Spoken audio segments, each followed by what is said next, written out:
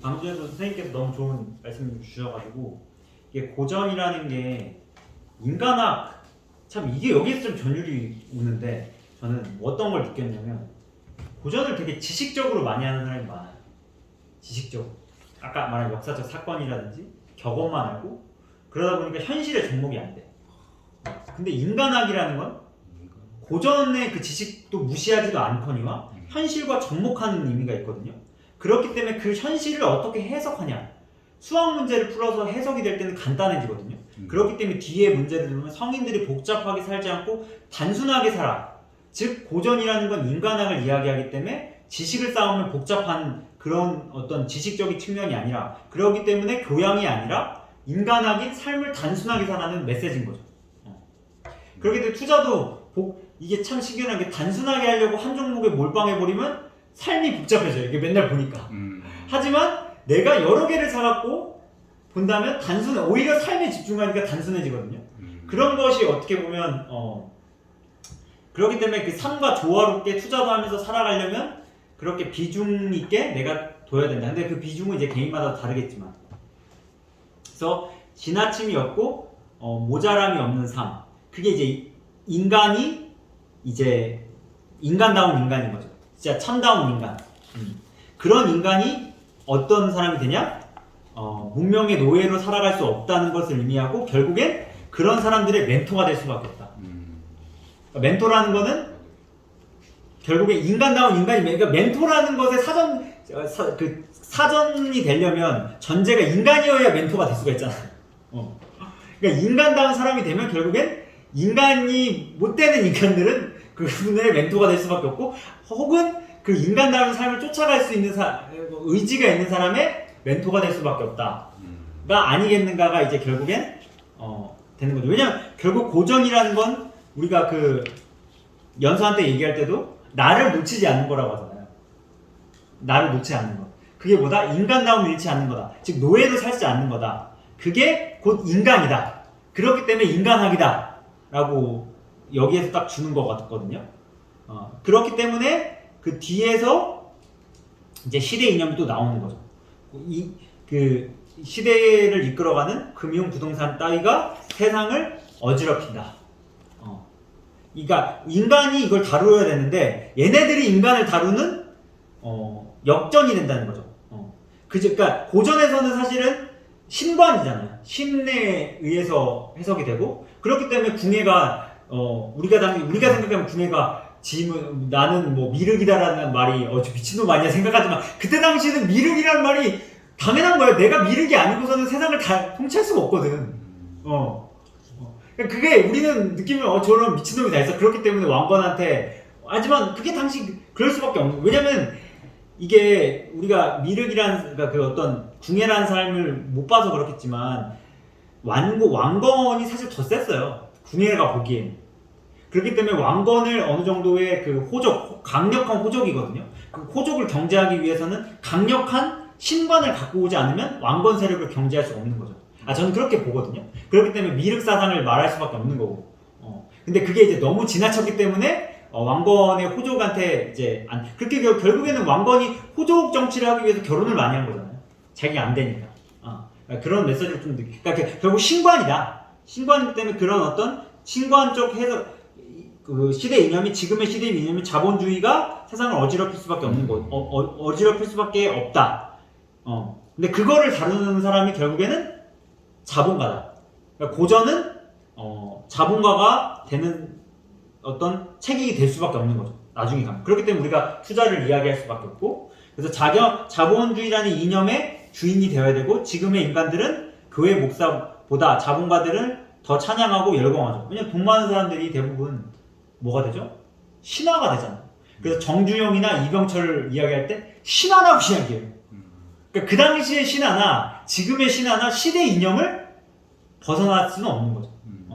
우리 당군 신화가 그때 먹혔던 거죠. 지금도 그런 어떤 스티븐 잡스라든지 피터 리드라든지 이런 어떤 신화를 이야기하죠. 돈 버는 사람. 그게 시대 이념이니까. 그래서 더 찬양하고 열광할 수밖에 없고 그런 사람들의 책을 읽는 거죠. 그 옛날 시기에는 단군설화 같은 책들을 읽었겠지. 그게 이제 시대 이념이었으니까. 지금의 시대 이념을 공부하는 거나 그때 당시의 시금 이념을 공부하는 거나 크게 다르지 않다. 신화적인 관점에서 보면 자본주의라는 시대 이념을 명확하게 잇는 자본가들의 말로 지금의 시대의 문명의 주체다. 그러니까 전체를 보는 거죠. 전체를 아까 보던 그 당시와 지금을 명확하게 밀접하는.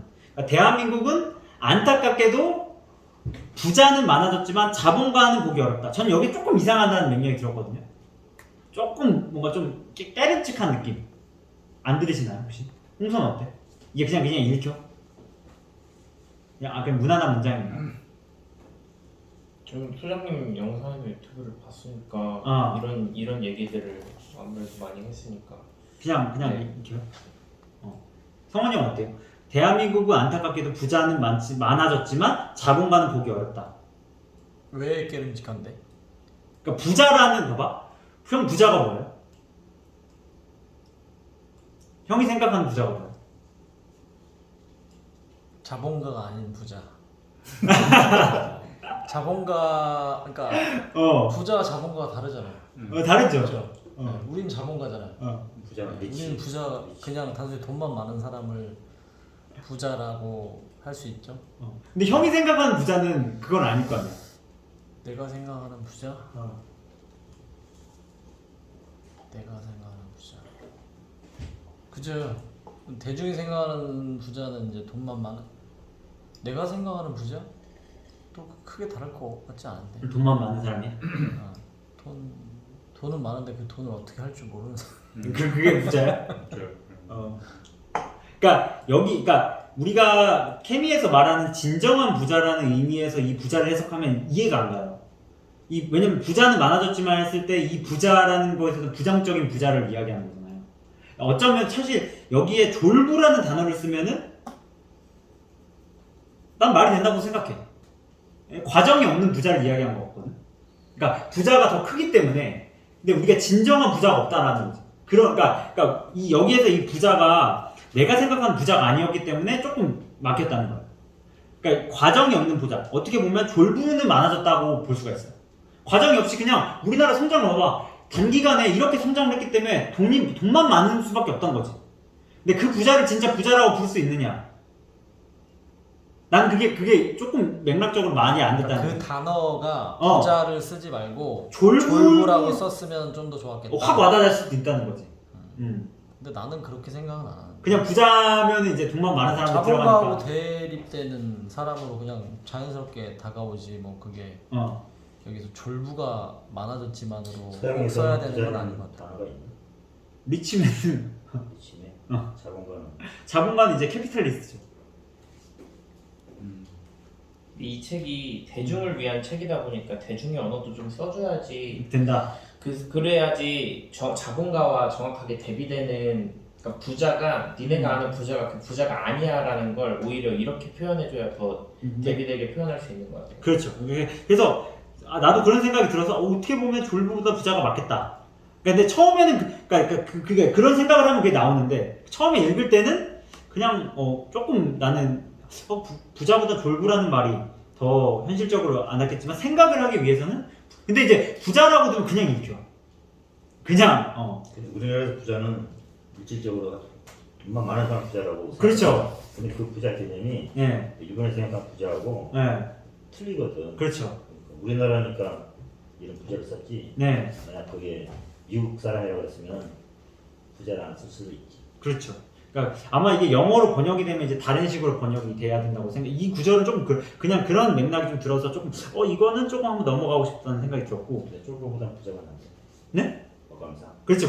이제 책을 이게 포용의 입장에서 다른 사람들을 이렇게 다 포용해주는 입장에서 왜냐면 부자가 이 책을 읽으면 뭐야 나도 부자인데 졸부야 내가? 이런 식으로 될 수가 있거든. 돈만 많은 사람 입장에서. 그러니까 그런 사람까지 이제 포용하는 의미에서 들면 이 단어의 선택이 나쁘지 않다는 드는 거죠.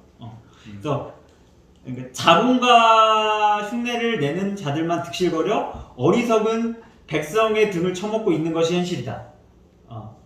여기서도 조금 이상해요. 그래서 백성이라는 단어를 썼거든요. 사실 이게 요즘에는 백성이라는 단어를 안 쓰잖아. 어때 백성은 지배계급. 근데 지금은 우리가 대통령을 뽑는 거기 있기 때문에 모든 권력은 국민에서 나온다는 헌법에서 보면 이 단어를 사실 안 쓸 것 같거든. 어떻게 보면 국민의 등을 쳐먹고란 말을 써야 되는데 왜 백성이라고 했을까요? 잘못 쓰신가? 잘못 써 그렇죠. 잘못 쓸 수도 있지. 고전이라서. 고전이라서. 고전. 고전이니까 이제 고전의 언어를 고전을 써야 된다. 성원이 형 어떻게 생각하세요? 잘못 쓴 것 같아. 잘못 생각. 건의해야 돼. 얘기해야 되는데 얘기해야 돼. 홍성 어때? 백성이다 참. 국민보다 백성이 더 이게 어떻게 뭐랄까 약간 이게 약간 계급? 완화하면서 이미 소장님은 약한 아시죠? 개념. 뭐라? 지금 이 사회 구조는 약한 개념. 확실하게 강자와 약자가 구분되어 있다는 거. 강자와 약자의 기준이 뭐지?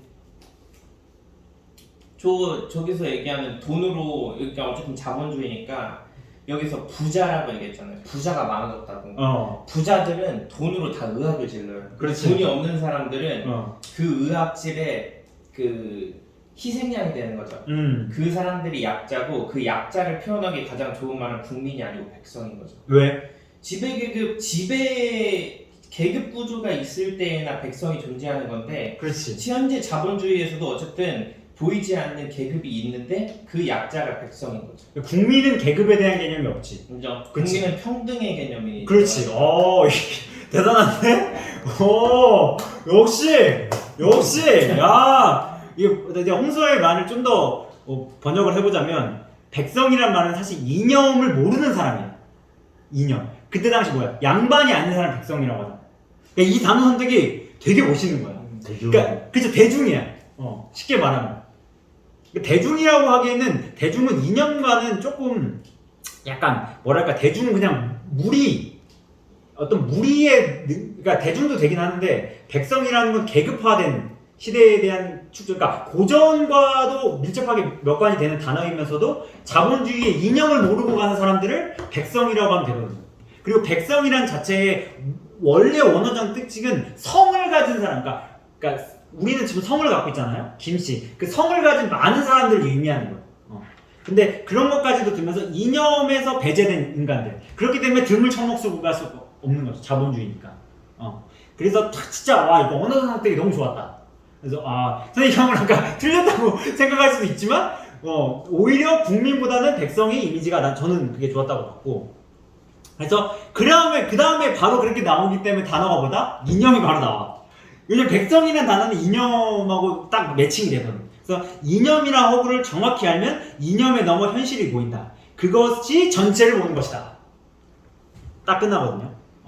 아주 좋은 우리가 그렇기 때문에 이게 어떻게 보면 부자에 대한 어떤 개념과 백성에 대한 개념을 명확하게 알아서 시대의 이념을 우리가 명확하게 봐야겠다. 그게 즉 고전이 주는 메시지다. 라고 나오죠.